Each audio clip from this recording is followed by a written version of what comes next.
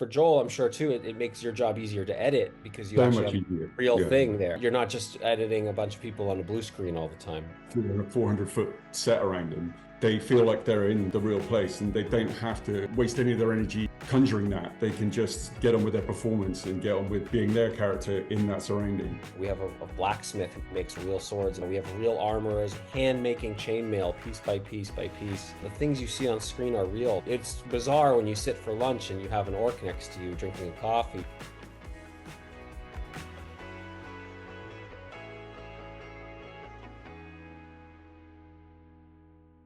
Hey, this is Josh Apter from Manhattan Edit Workshop, welcoming you to episode 43 of Sight, Sound, and Story, The Lord of the Rings, Rings of Power. We're going to take a deep dive and talk to Alex Disenhof, the cinematographer, editor Joel Skinner, with our old friend Chad Anderson as the moderator. I'm going to leave it to them to give you all the intros and they get into the heart of the matter. But I did want to say welcome to Sight, Sound, and Story. We always love doing these in-depth talks and talking about the why of the craft, not just the how, as we do when we teach these classes, as we have for over 20 years. So without further ado, let me thank our sponsors, AJA, ACE, American Cinema Editors, and Filmmaker U. I would be remiss not to thank Jason Banky and Janet Dalton, without whom none of this would happen. I wouldn't even know what to say, frankly. So thanks to you guys and to all our sponsors, and sit back, relax, and enjoy the show. Curious about creating high-quality YouTube videos? Enroll in video editing and production classes at Manhattan Edit Workshop to sharpen your skills and turn a hobby into a career. Start your journey to becoming a pro today. Hello, and welcome to another installment of Sight, Sound, and Story, where we have the unique pleasure of talking to the artists and creators behind film editing, sound, and cinematography. My name is Chad Anderson, and today I am delighted to be joined by the cinematographer as well as the editor behind the Amazon Prime series, Lord of the Rings, The Rings of Power. I'd like to introduce Alex Disenhof, cinematographer of the Exorcist series, the Watchmen series, and now Rings of Power. I'm also excited to speak to Joel Skinner, editor of Doctor Who, his Dark Materials, and obviously the thing we plan on talking about today, Lord of the Rings, The Rings of Power. Thank you both, gentlemen, for joining us today. Really great to have you here. I'm really excited to talk about this series. Pleasure. Thanks. When I first watching season one, my first reaction immediately was, this is a lot of visual effects. This is a lot of virtual sets. This is a lot of, I assume Unreal Engine or something going on in the background to do these visual effects kind of things. Alex, for you, from a shooting perspective, is this all on virtual sets or are you in location? And if it is virtual sets, is it hard to shoot when you don't know what the scene really, in the terms of the background and those kind of things, is going to be? I imagine with that, the amount of animation in 3D and kind of world building, that becomes a challenge. No virtual sets. Oh, Zero really? virtual sets on our production. Everything is built. Yep, we have an absolutely enormous stages and backlots. Everything you see, we have a lot of visual effects, but the visual effects are not building CG worlds. I mean, there are set extensions, certainly, in distances, Sure. but everything you see, usually within 300 or 400 feet, maybe even more, around the actors are real. We season one, we shot a lot of locations in New Zealand. We built an entire village. We uh, we built multiple full-size ships on, like, three-mast ships on gimbals. We built, Numenor had a working harbor we could bring ships in on. We had 6 city blocks. Um, it was enormous, and it still is enormous. Season two, same thing. We have thousands of orcs attacking the city wall. The city wall was really built. It was 40 feet high. We had two 70-foot tall working trebuchets that could the arms would fire. Uh, it was about 700, 800 feet long, the wall. The muddy, I mean, everything you see is there. And what we're using visual effects for is augmenting the number of people, for crowds. We're adding, maybe extra smoke, extra um, fire. We have a lot of fire still on set. Um, but ultimately, what's so fun about this show and making this show is that when you walk onto these sets, you feel like you're really in Middle Earth. And the Yeah. only place we've done Real Engine is actually in the pre-visualization stage. We have a theater um, in our production offices where I can walk in. They hand me a like an iPad kind of that's been converted into a video game controller. They've scanned all of our sets into Unreal, and we can shot list ahead of time. So Charlotte Brandstrom, who I work with, the director who I work with, she and I can, figure out particularly complex sequences ahead of time in Unreal Engine. But again, once we're on the set, it's all in camera. Wow, that is amazing. What do you, I mean, I can't imagine, once you're done with a set, does that just live in New Zealand now as a tourist attraction and become a place, or do you hold on to it? Is it like closed off so you can keep it for later, or do they just strike it and rebuild again? I mean, it was just a little example of that. It was last year we spent 7 weeks shooting this big battle sequence against this huge curtain wall, and it was in this forest in Windsor Great Park, where it's the Royals' land that they've lent to us. Um, and we went back to pick up another scene in the woods nearby a week later, and within a week, half the wall was already down, and they had spent 6 months Wow. building it. I mean, it was 6 month construction project, and it was down in probably 2 weeks, I'd say. So. So is that like a thing you can just, I guess with the budget that you can just ask for, like, hey, build us a castle because we need it for the next episode or something. Um, I mean, that comes from the you show. know, Ultimately, it comes from the writers, right? The showrunners. They write it, and the studio and the producers approve it. They say, "Yeah, we can do this," and then I get involved pretty early on to make sure that it's going to work for lighting and for instance, the wall last year that the orcs were attacking. We didn't yeah. shoot that, I think, till I want to say May or June of 2023, but I started planning that in March of 2022 to know where exactly the angle of it would sit for where our sun would rise and set, and knowing that we'd get the most out of our, when you're outside, you tend to we try to backlight our characters or side light our characters to avoid flat lighting. And so it's really important to consider the angle in which you build your sets. And also when Hmm.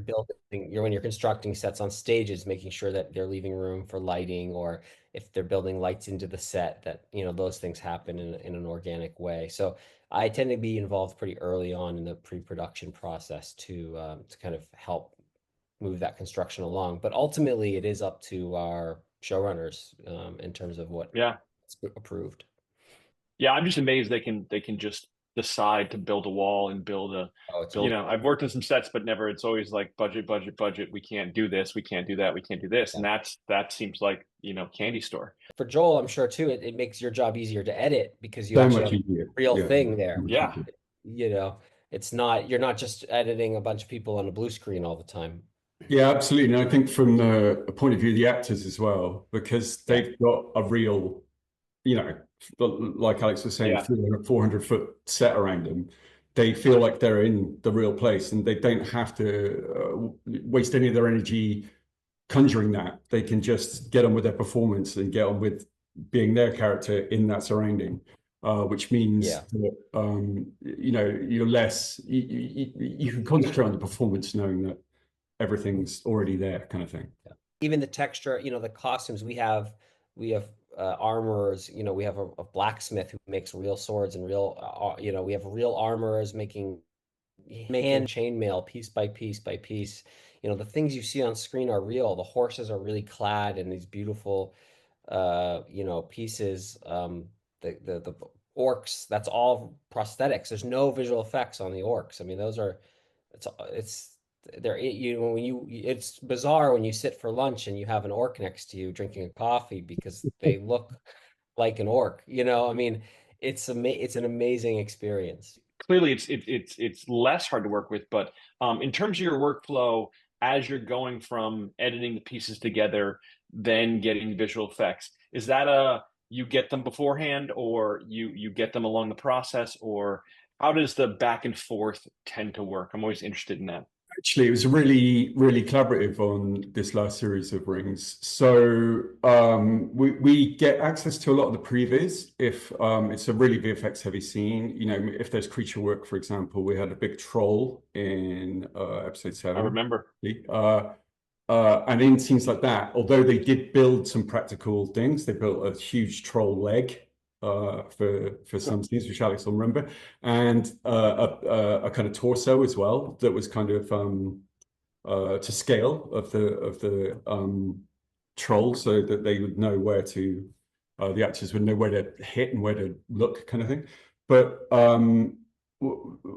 with scenes like that, we'll get access to previs, and then with everything else, it kind of goes through a really kind of collaborative process. So with Jason Smith, the VFX supervisor, what would quite often happen is I'd do my first assembly of any scene that was particularly VFX heavy, and then we would pass it on to the showrunners and the VFX department, and then he'd come and sit with me, and he'd go, oh, I was imagining actually that it was a bit more like this, because we were kind of planning to do this with the final animation of the creature.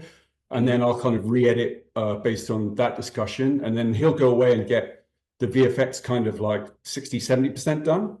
And then we'll sit back down together again with the showrunners, and we'll re-edit and re-edit and re-edit based on the new animations, based on the new, sometimes the virtual camera work that gets done in post.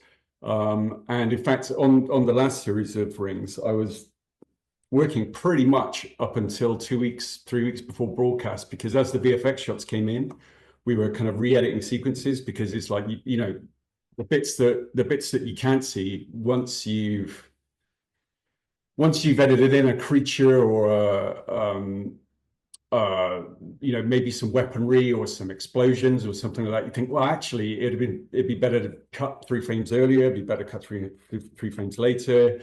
Actually, maybe now it's best to go to that shot rather than that shot. And so we were kind of constantly in a kind of collaborative loop of VFX work getting done and me re-editing, and then more VFX work getting done and then me re-editing, until we were happy that you know, each scene was done, basically. I was afraid that Alex was going to tell me that Balrog was real and they found a real Balrog. And Well, he's not a virtual thing. You know what? But I even the Balrog, we built a 40-foot tall wall of lights to create so the actors understood where the Balrog was in space, and that the interactive lighting was correct, right? And so we did this whole thing where we rehearsed.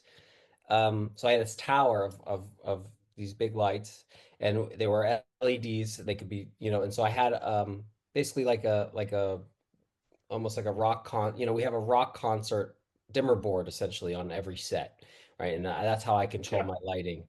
And so um we pre-programmed based on the story beats where, you know, where the Balrog was, because there's times, you know, he rears up and then he slips back down the canyon wall, and then he comes back, and he, you know, so we could dial it down, we could go up 40 feet in the air, we could blast it at 100% or at 30%, you know.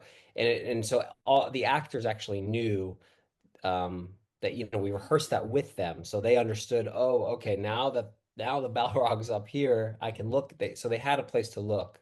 The interactive light was there, and it was a really difficult scene, I'm sure, to edit, because again, it is still, there's only 2 actors against a blue screen.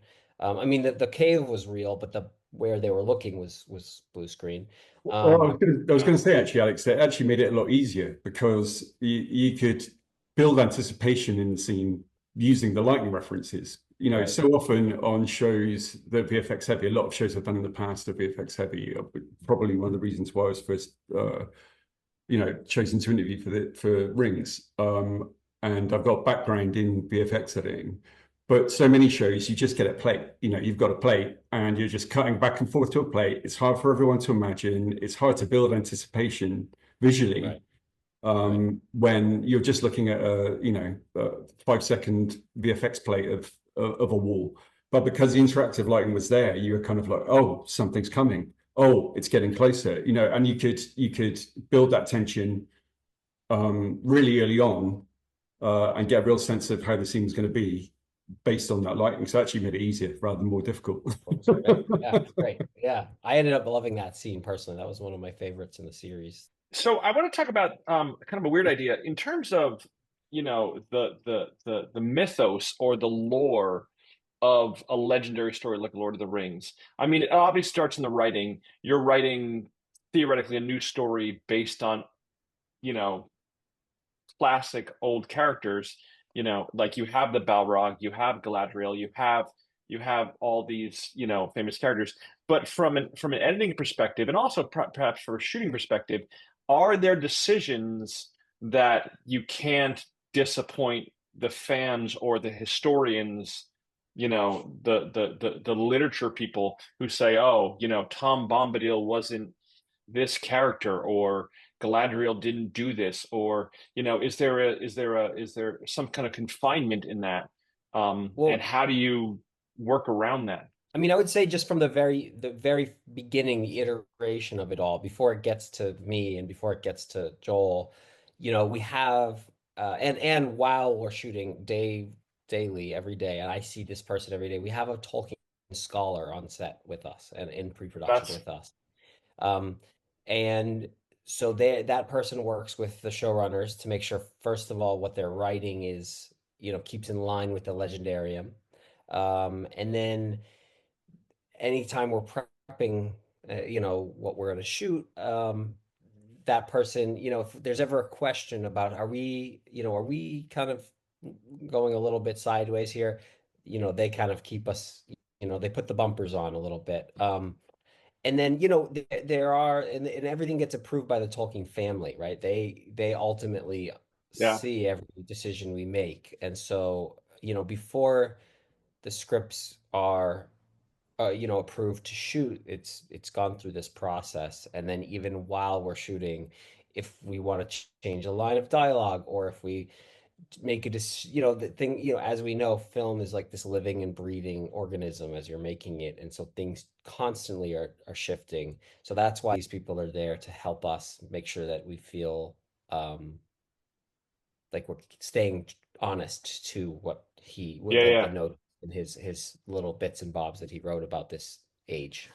Because the portion of writing that Tolkien actually wrote that the showrunners have kind of got access to base this on, got the rights to, is so limited as well. They're really having to, think outside the box about how they're going to tell this story. It does all get approved by the Tolkien estate, and they're very, very kind of keen to make sure that they're trying to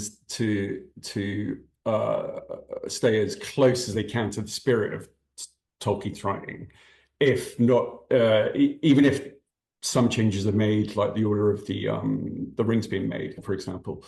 But they're also trying to walk a really fine line between kind of keeping Tolkien fans happy and fans of the lore happy, and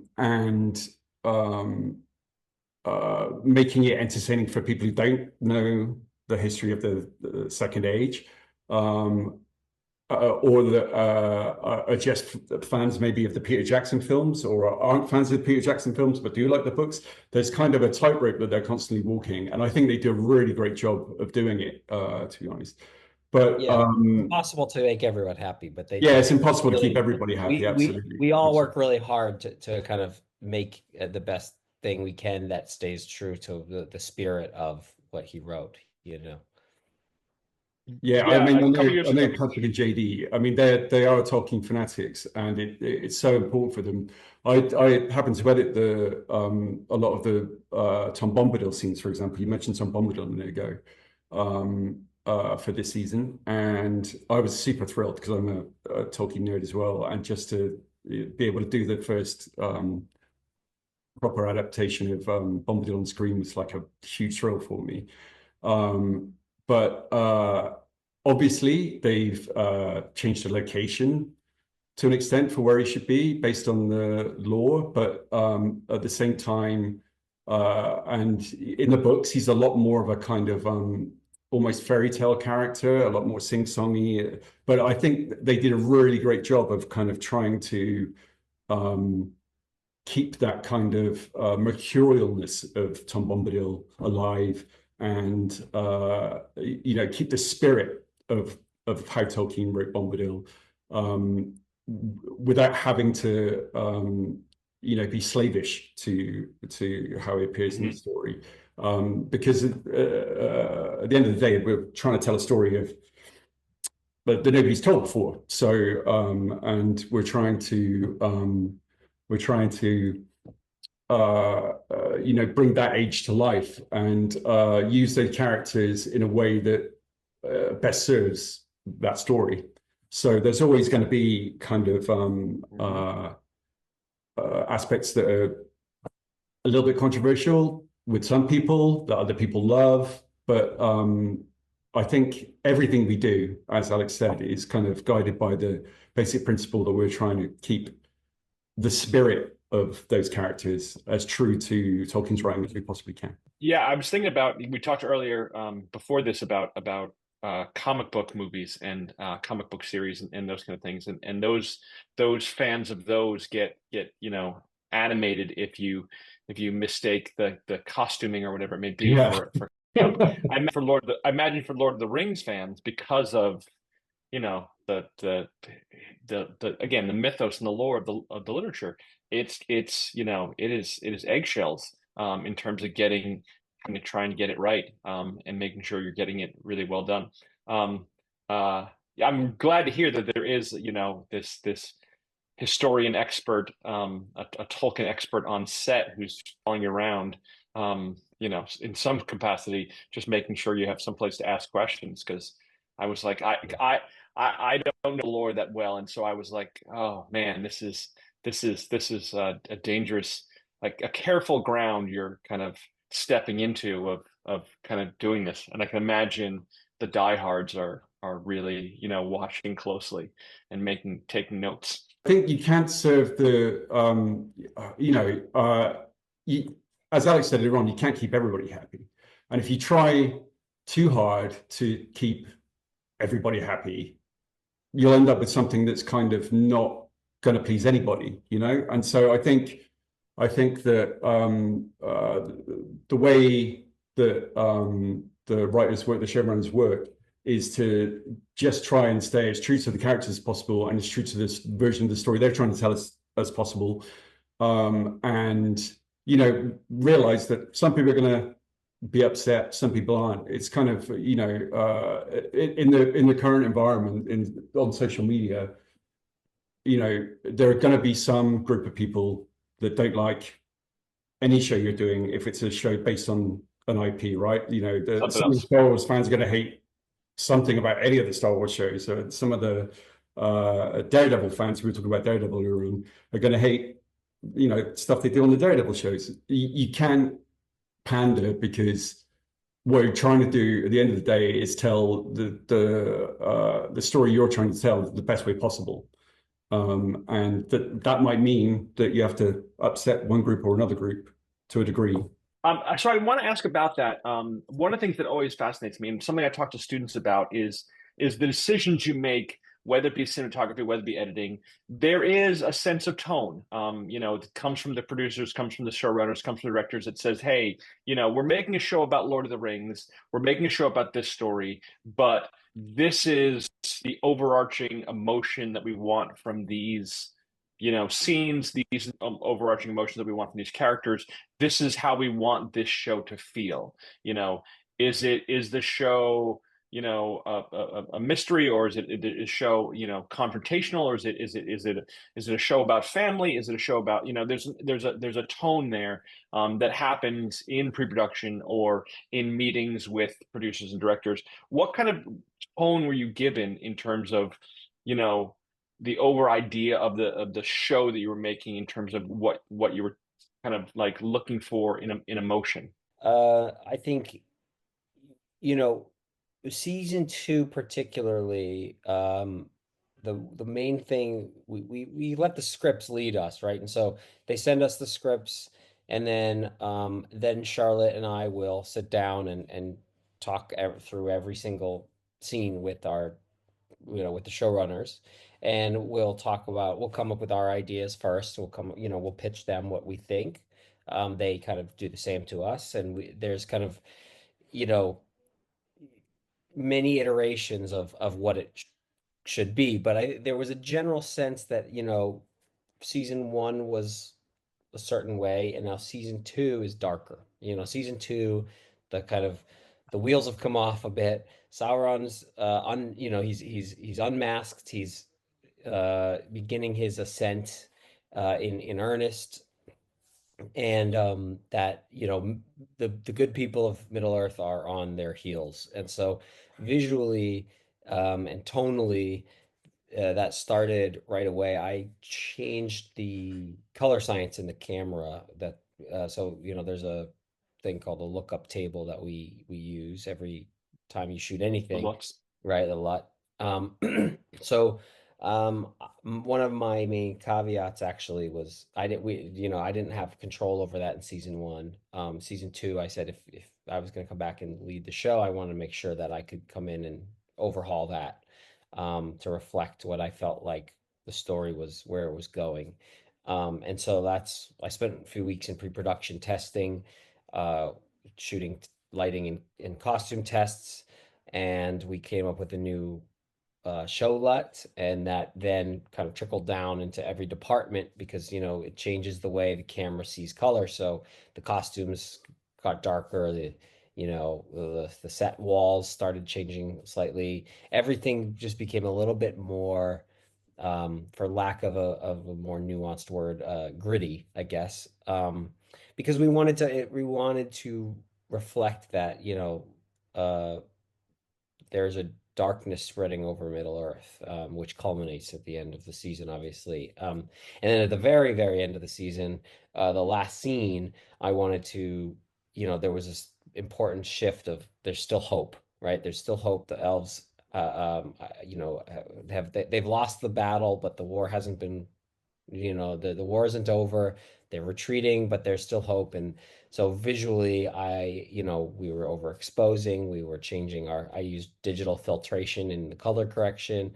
There's certain things I did to kind of, you know, uh, shift the tone at the very end. But that was the kind of the general overarching tone. Obviously, scene by scene, it's, you you dig in more, and you can talk tonally. Each scene is very different from the last, but that's, I would say, the kind of umbrella for the season two.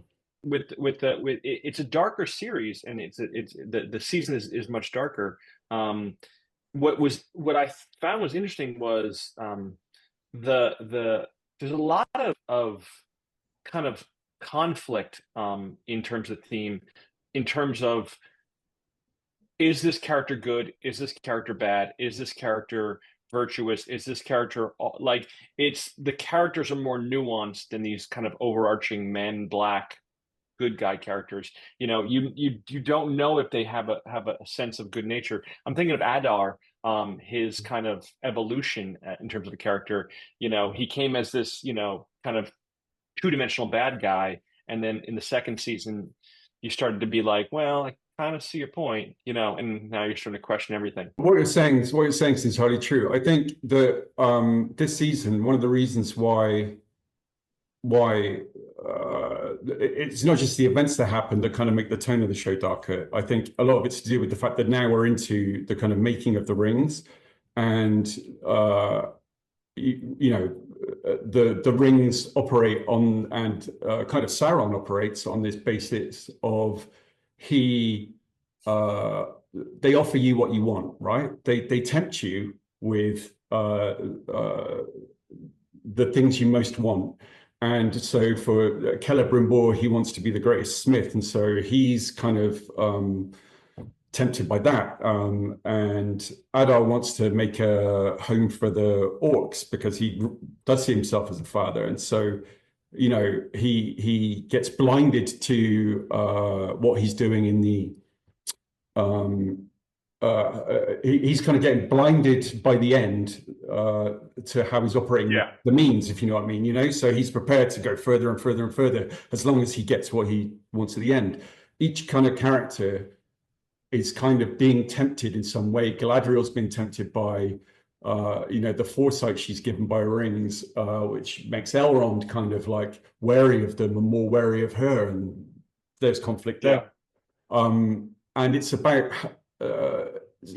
you kind of got, and in the Dwarven Kingdom in Khazad-dûm, you've got the ring making Durin the Elder, Durin, more greedy, and this idea of temptation and it leading to kind of hubris and greed and the kind of more negative sides of each person's character, whether they're good or bad to start off with, kind of, once you're reading the script, you kind of go, right, I see that we're starting here and we're going to get darker. And you take that in consideration with the editing. Alex talked about the lighting. I think, the way the sets change is really important. And the costume changes. Sauron had kind of 3 or 4 distinct costume changes throughout the season as it got more and more apparent, and he got more and more kind of comfortable with being who he is, kind of thing. His costumes got darker and darker and darker. I think, as Alex said, all of that comes from the script, and you kind of just go, okay, I see what's happening. And then once everybody's kind of working in that space where you're kind of starting from one place and going to end somewhere really dark, it kind of falls naturally. You end up kind of falling into a pattern where you understand where everything's got to go. You understand what the tone is. But a lot of it this season, I think, also came from the way that Charles Edwards and Charlie were playing Celebrimbor and Sauron, because I think, from my point of view, that's the pivotal kind of story in terms of that's the linchpin story for the whole season, really. What I think I really like about those character developments, and in terms of the leading the story, and you do it well with the editing, is there are a number of scenes that I noticed where there's just a character not saying anything, not doing anything, just looking off and thinking. And as a viewer, I'm going, I know where their mind is going. Like, I kind of like, there's just a brief moment of just kind of a stare off thought there. That's just it's not a part of dialogue. It's not a part of the action. It's just a random kind of, come to terms with who I am and myself that you see, that's just up there for, a second and a half. That's just like, okay, see where they're going there. And it happens with Celebrimbor. It happens this, which I think leads us into this scene when they're making the rings, and there's a discovery that Sauron has deceived him, as he has everyone else. And now he realizes that he kind of figures out the clues to figure out that everything that is a disguise, is a lie.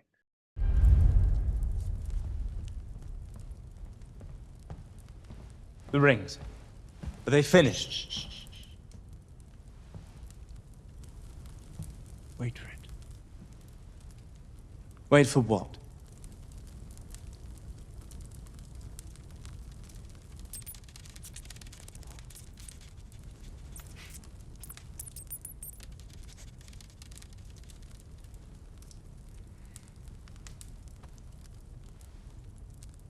Captivating. It is a pattern. Do you not see? A cycle. Repeating itself at intervals throughout the day. And there is more. Here. Look. The embers. Celebrimbor, whatever so inspired this epiphany, I assure you, we have not the time for it. On the contrary. We would appear to have all the time that we need.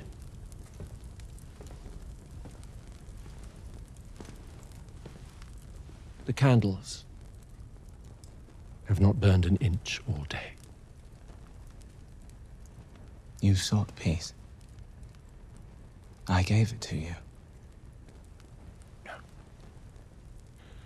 Whatever this is hardly a gift. What have you done to me? Done to you? You welcomed my instruction. You practically begged for it. Now, a mouse scurries by and you fly to pieces. Listen to yourself. No, what have you done to me? No emissary of the Valar would do this. Who are you? Truly. I am the one keeping the storm at bay. Balancing the very sun above your head. All to give you this one chance. To prove your worth. Now, I want the Nine! No!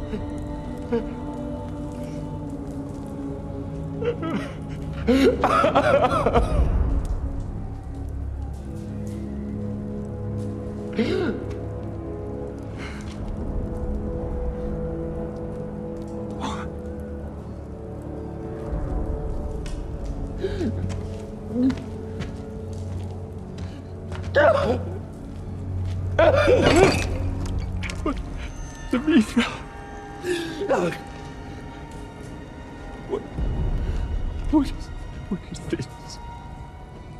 I have learned so much from you since I came to Eregion.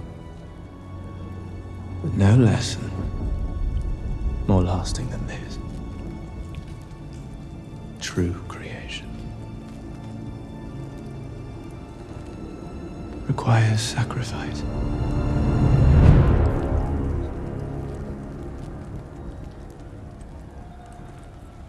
You are he. Are you not? You are. I have many names.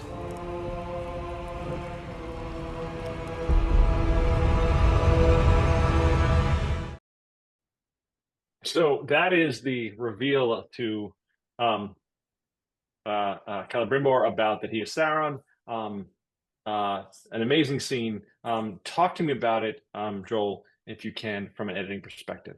First off, but what we were just talking about, that seems almost like a microcosm, isn't it, of the whole series, where he's because Celebrimbor is in this kind of spell, you know, he's in this sort of sunny land, and then it changes by the end of the scene into him being in the real world, which is, you know, under attack and gritty and chaos and what have you. And I think you actually, Alex will know better than me. I will remember probably better than me, but I think that scene's actually shot in two parts, about a week apart. And in the meantime, they destroyed the set to the way you see it. So the forge and that set was was completely intact for the first part of the scene and then wrecked for the second part of the scene. The kind of cut between the two scenes is obviously when he goes to the balcony and looks out, and we pan the camera around him and then land on him again. And then as he walks back in, that whole second half was shot a week later. But the reason I sort of chose that to talk about in terms of editing is I thought it's kind of a linchpin scene for the whole season. Their story is kind of the key story of this season, because it's them who are making the rings. Really kind of we've moved from Galadriel being the kind of main protagonist almost to Sauron being the main protagonist, and so a lot more of the season's seen from his point of view. I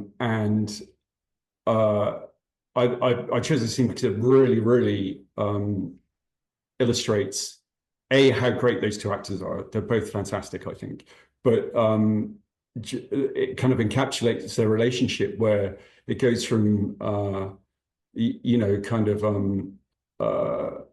a sort of gaslighting kind of manipulative, slightly coercive thing until it's almost like the three stages of a kind of broken relationship. You've kind of got the beginning, and it's sort of like, oh, how are you getting on, to gaslight. It moves to gaslighting, then it moves to a kind of realization and anger on the part of Celebrimbor, and then despair and fear at the end. It moves in the space of 4 minutes. You kind of got 4 or 5 different sort of tones and 4 or 5 different emotions. But there are other scenes that I could have picked to talk about in terms of the editing, like the troll fight at the end of 7 was difficult. But in terms of trying to conjure something from when we weren't exactly sure where the troll was going to be, what exactly he was going to be doing. But I think that scene sums up the heart of Rings of Power. In the that's the tone the season takes. That's what we were trying to go for. And what you're as an editor, what I'm constantly trying to do is be as true to the feelings of each character as they're experiencing what's happening in the scene. And that's a great example of that, because you're going from, like I said, you're going through 3 or 4 different emotions, and you're constantly wanting to go, well, we're starting with Celebrimbor, it's his scene, but then it kind of becomes Sauron's scene as his realization. You're switching roles, switching dominance. The camera's doing the same thing as well. There's this fantastic push in just before Sauron says, give me now, I want the 9. And Charlie's whole face changes. And when Charlotte and Alex were working on that, they did this really great push into Charlie Vickers' face.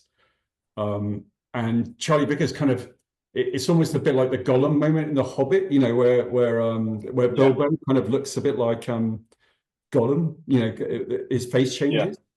But Charlie Vickers just seemed to be able to make his face change, and so, I'm working with... There's no effect there. There's no effect there, which is, he's just, such an incredible actor that he can turn on a dime like that. But it kind of illustrates as well a lot of the other things we were talking about, a kind of tightrope we're trying to walk between who knows what, who's feeling what, how we're trying to make the audience feel, who we're trying to make the audience identify with, and what's going on in the wider story. So it was a pleasure to edit that scene. It wasn't difficult from a kind of technical point of view, because you had such great performances from both actors. A great set. I think they shot all of, Alex will know better than me, but I think they shot all of those scenes between Celebrimbor and Sauron in order as well. So that, we did, yep. As in the order that you see them in the show, so that as their relationship develops and changes, you know, they were able to do that in order without having to go, okay, we're gonna shoot the end first here, you know. And Sure. so what I was working with was material where, you know, the actors had been on the journey in almost in kind of, you know, in the correct order. And so it wasn't difficult from a technical point of view cutting that. Obviously, it's a scene within a room. It's not one of the kind of big grandiose battle sequences that we had in Seven. But I think that it sums up a lot of the different elements we're talking about now. The change from light to dark, the change in tone from lighter to darker, the effect of the rings on people, the effect of temptation on people. And it's one of those things I think that sums up really what the whole show was about. Fun fact is that's not a CG mouse. That is a Oh, it's a real mouse. Yeah. a trained mouse. Her name, I believe, was Pinky, and she did a fantastic job. She did an amazing job. I literally, maybe the best performance of the whole scene, and there's some great performances in this. Yeah, we go back to the mouse 3 times in that episode, and each time we're using the first take of the real mouse, just shot with 3 different cameras from different angles, depending on where Celebrimbor was sat in each scene.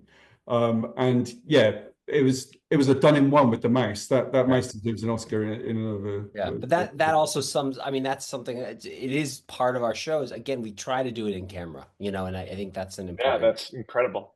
That's incredible. Yeah, I think that scene illustrates a lot of what we were talking about before, which is that even Sauron, like I debated watching this show the whole time whether Sauron thinks he's evil, you know, or does he think he's misunderstood and he's trying to fix things. His argument is always, I'm trying to make the world at peace. I'm trying to settle everything, you know, obviously in the worst way possible. But he even, you know, there's a line in there that Celebrimbor says later on.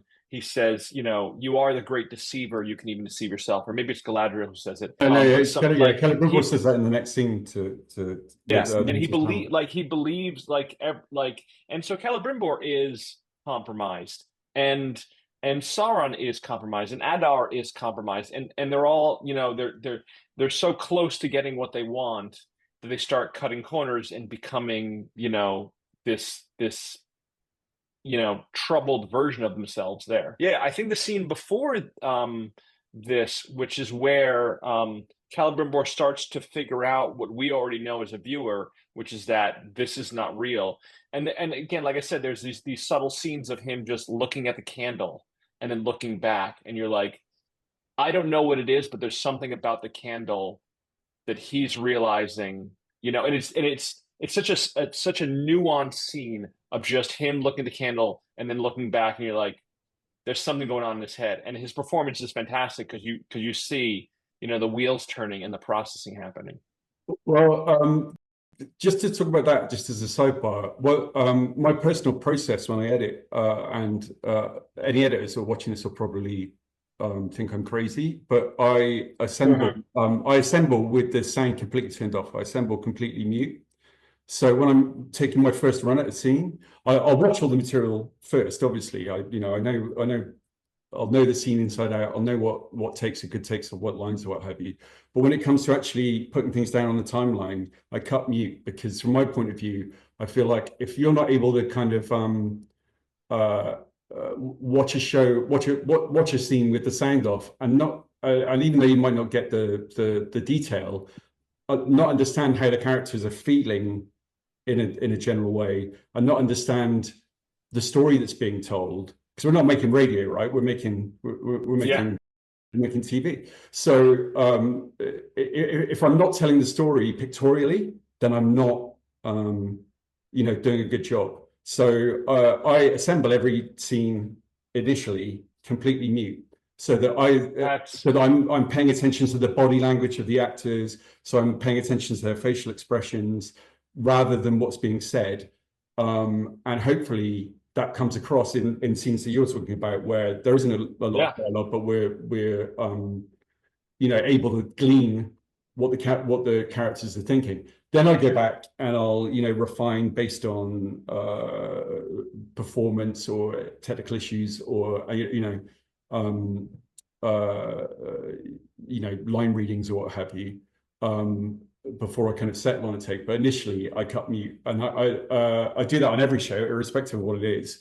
But I think I kind of consider myself as an editor of a film editor, a picture editor, and so if my pictures aren't telling the story, without the tremendous work of the sound department and the tremendous work of Bear, who is a godsend on a show like this for an editor, because we get access to all of his music and we are able to kind of like track label his music and stuff.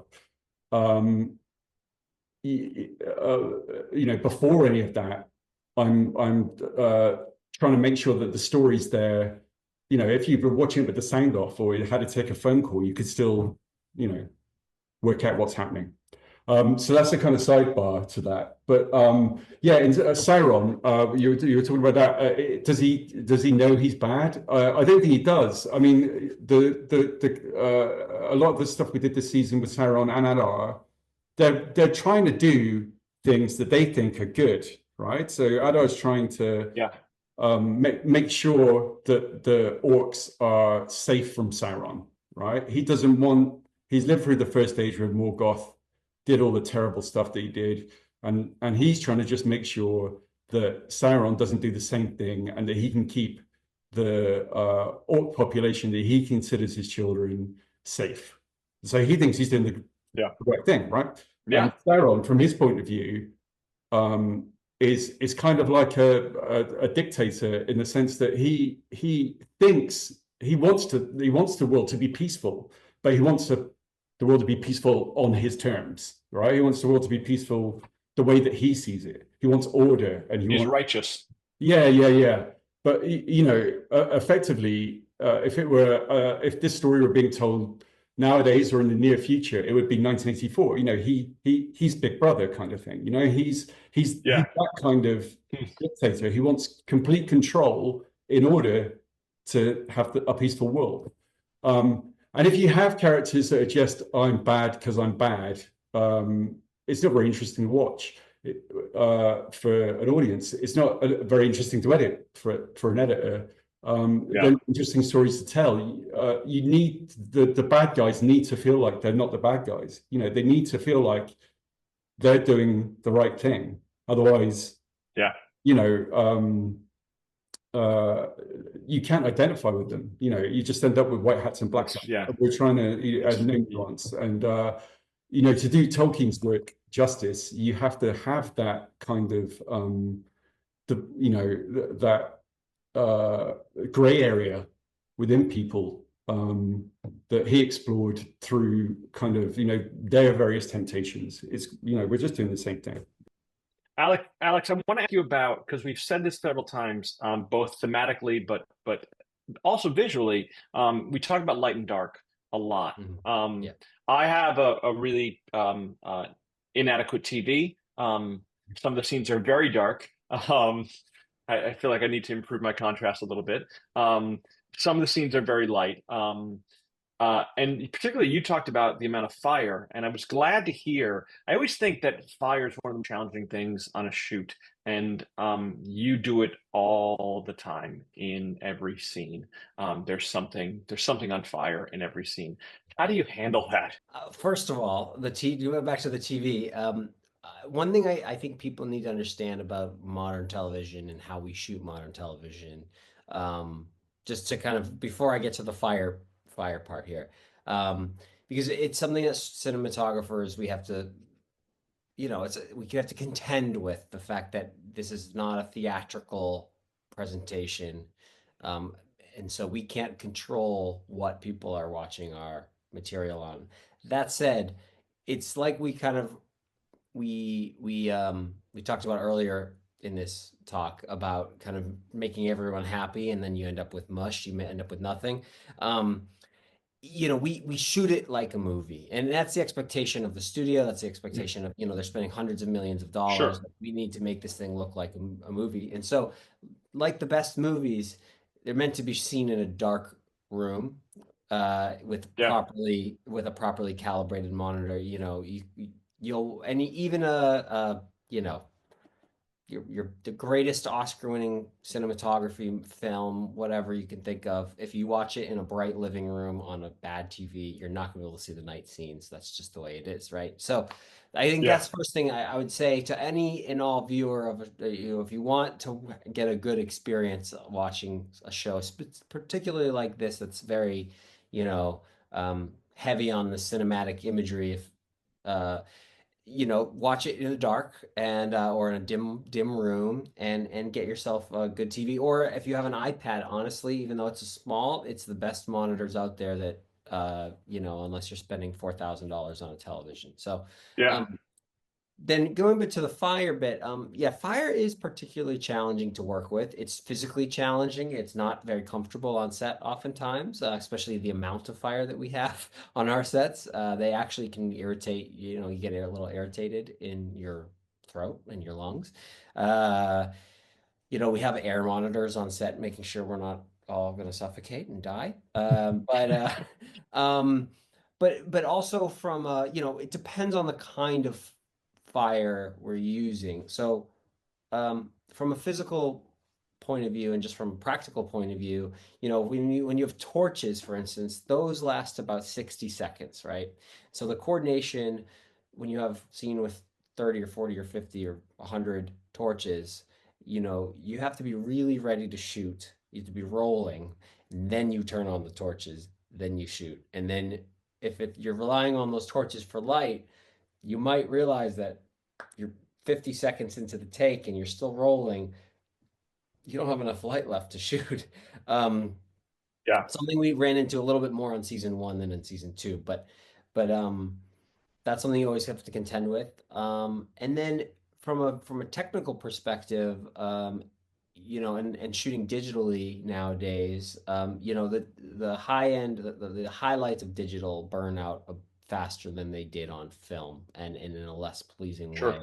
So one of my jobs is to make sure our flames have texture in them or color, even if they should be bright, right? I mean, in real life, they're flames are bright, but we don't want them to clip. And so I have to light the set actually up. I have to basically set the level of the flame first, then light the set to a certain T stop to make sure Yeah. that um, I'm exposing and I can close down enough to keep that flame uh, looking good. So they actually, when you're working with fire, oftentimes it requires more light than you think to kind of counterbalance that and keep the highlights in range. So yeah, I mean, our shoot in general is our story is all about the elements, right? It's sun, it's moon, it's fire, and that's pretty much all we have. And Yeah. so it's kind of mixing those in different ways to make the image interesting. Yeah. And luckily, we have a lot of different really beautiful sets that are built that incorporate these things in different ways, and so it's fun to play with. I want to take a look at one of these beautiful sets. This is the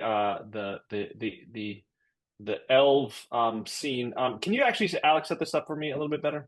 So the scene I chose is from episode one, and it's just the king singing the lament to the end, the kind of what he thinks is the passing of the elves. And the reason why I wanted to show this scene was it shows a few things from a physical perspective on our show. What you're seeing, this set that you're seeing, is surrounded by on three sides a hand-drawn painting of a forest. There's no blue screen except for behind the king and front in the big tree, right? That is in camera. Uh, and it's the trees on stage are real. We built a forest. We built all the buildings are there. Everything you're seeing, there's some virtual augmentation for sure. But um, 98% of what you see there is real. And then at the end of the scene, the tree comes back to life. And that is an example of kind of our process of iterating during prep and ideas kind of coming out of the multiple iterations, right? So when we were handed the script, it just said the tree comes back to life when they put on their rings, right? And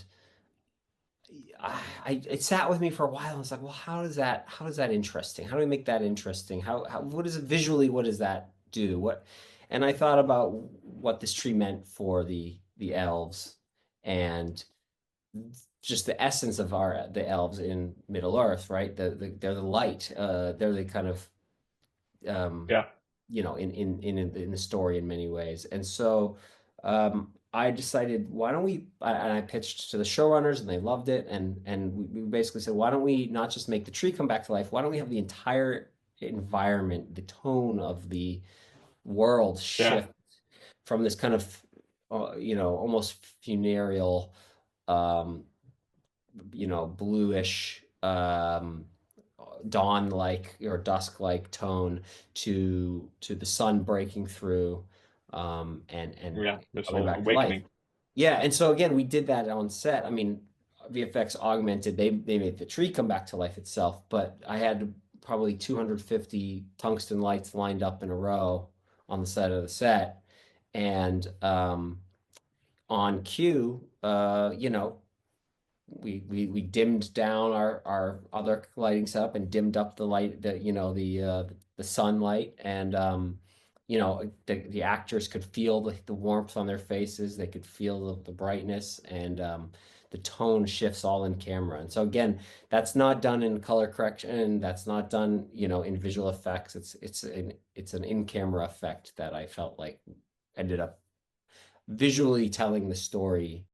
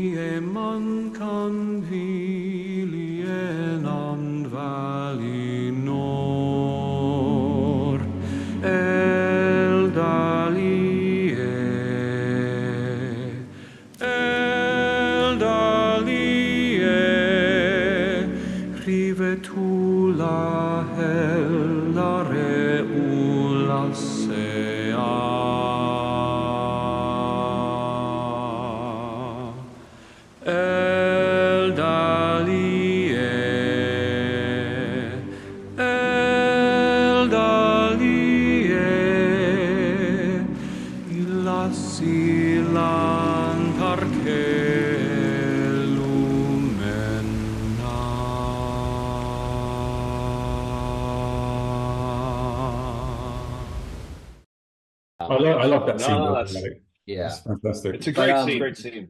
And now to know that it's all real, that's the thing that's going to blow my mind. I'm going to be thinking about that for the rest of the day.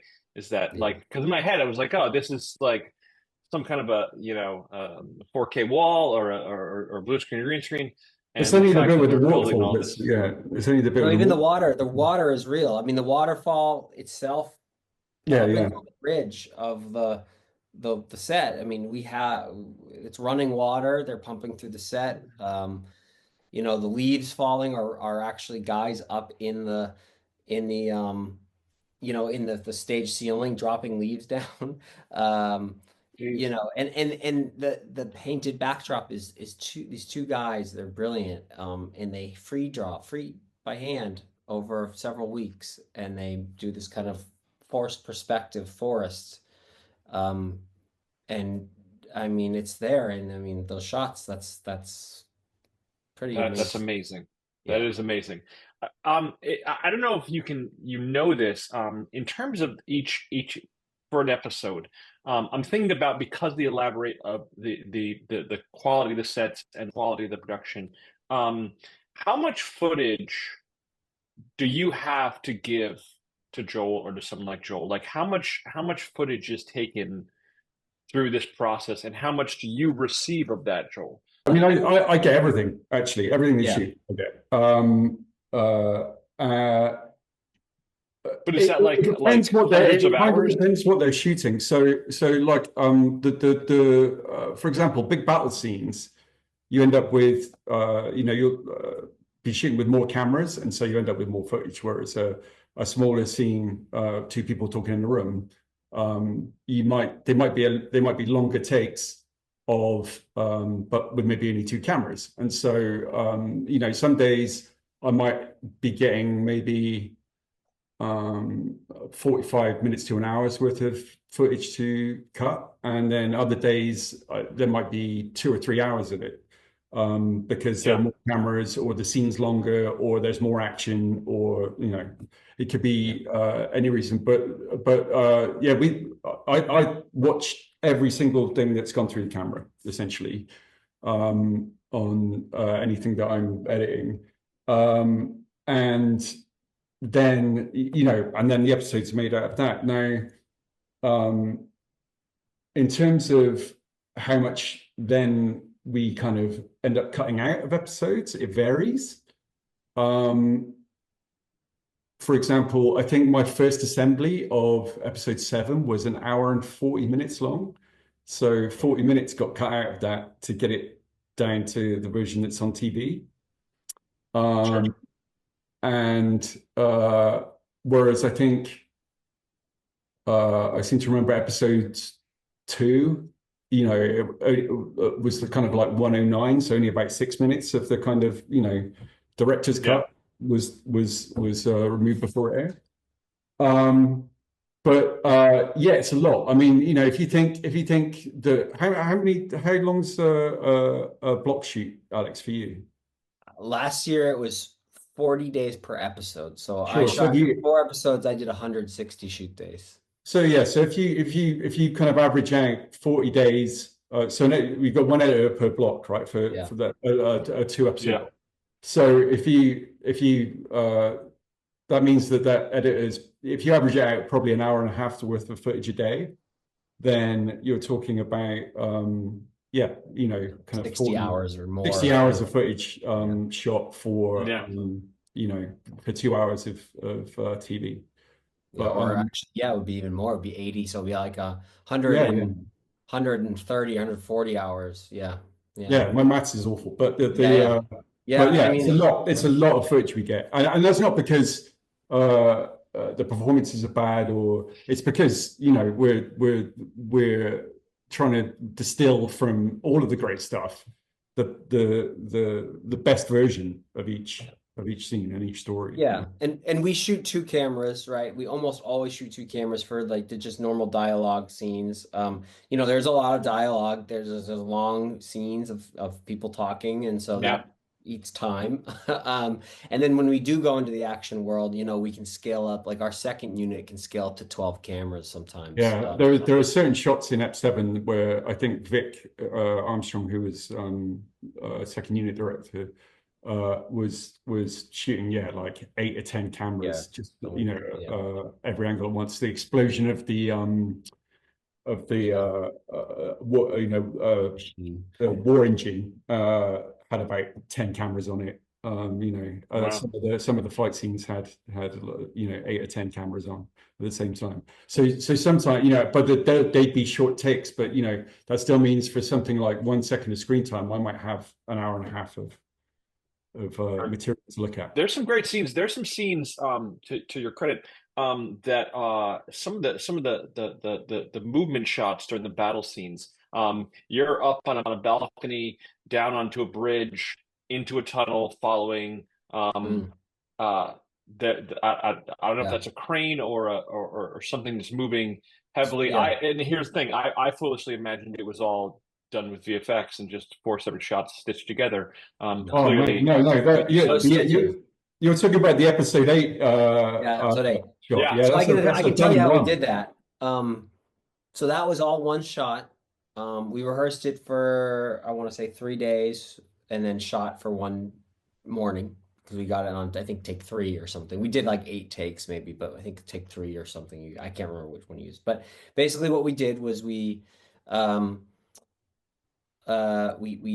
had the camera on a crane on a tiny little remote head that is stabilized head that we could unhook from the crane. So instead of having it bolted onto the end of the crane, I had it on I built a little no, the grip's built a speed rail bar that with hooks, and so the camera had hooks on it. So essentially, we follow the orcs as they come into the courtyard.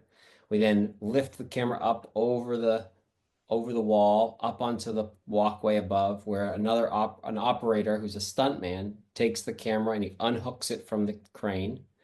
Then he runs following another elf, and the elf jumps off the roof. The cameraman jumps off the roof. The cameraman actually he's attached to what's called a descender rig, which so we have this huge crane over the set he's on a wire. So when he jumps, he can be kind of decelerated, at the last moment. Sure. Yeah. He then hands the camera off to another grip. He ducks out of the way, and the other grip keeps it going. And to plan something like that, it was written into the script as they want a oneer, but there was nothing like it wasn't prescribed of what it was going to be, right? And so how Charlotte and I came up with that was we just walked the set, right? Again, that all that set is there. That's you're seeing VFX extensions, but everything you see in camera, Yeah. that's a real set. And the explosions in the foreground, those are all real, all that stuff. People are really falling off the balconies as they're getting shot. We have, so all that stuff is in camera. We kind of walk it through beforehand, kind of let our imaginations run wild. What would make sense here? What's a good way to show the city being, overrun? And then uh and then we basically put it into the Unreal space, right? And this is where Unreal Engine comes in handy. So then we can start working it through on Unreal Engine, figuring out, okay, where the camera needs to go, what's the length of the crane I need, for instance? How do we hand Yeah. it off here? What part of the set do we need to cut out so the guy can jump off of it and, not have to go up and over a wall? Um, all those things. And then all the departments, the special effects department can see exactly where we're looking, so they know where to put their explosions.